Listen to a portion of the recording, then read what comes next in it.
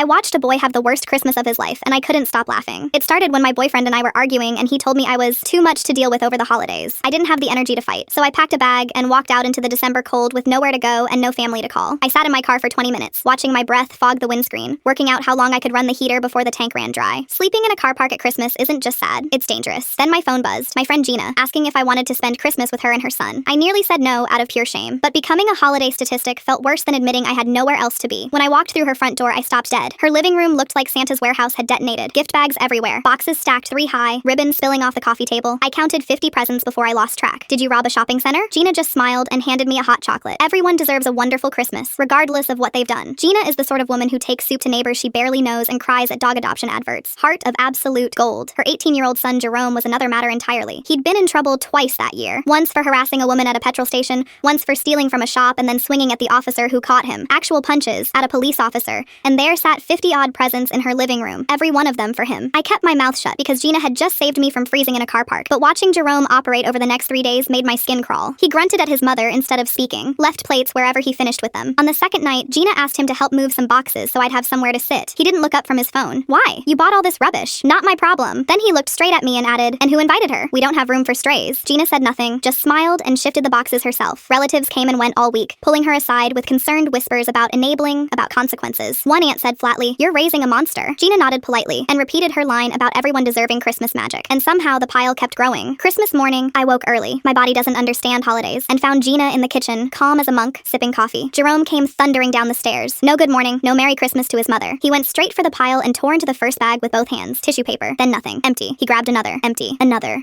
I watched him rip through gift after gift, finding absolutely nothing, while Gina sipped her coffee like she was watching the weather forecast. His face went through confusion, then denial, then a rage so pure I thought he might combust. "Mom, what is this?" She set her mug down slowly. "You got exactly what you earned, love. It's not my fault you're on the naughty list." Out of 50-odd beautifully wrapped boxes, almost all were empty. 2 contained lumps of coal. One, exactly one, was real. The game he'd been asking for all year. I understood everything then. Every serene smile at every relative who'd tried to warn her. She'd been planning this for months. I started laughing. Not a giggle. Full, shoulder-shaking laughter I couldn't stop. Gina looked at me and finally let herself grin. Jerome stormed upstairs and slammed his door hard enough to rattle the tree. Gina handed me a small wrapped box. "This one's actually for you. Don't worry, it's not empty." Inside was a key to her spare room. "You've got somewhere to go now," she said, "for as long as you need." I cried into my hot chocolate like an idiot. Around noon, Jerome came back down, sat on the stairs a while. Then he said quietly to the floor, "The empty boxes. That was..." He stopped, started again. "That's the first time anyone's actually made me feel it." Gina didn't gloat. She just said, "Then it worked." He apologized to me that afternoon, properly, unprompted, looking me in the eye. He's 21 now, and he works, pays his own way, still infuriating some days, but every Christmas, without fail, Gina wraps him one empty box, and he laughs.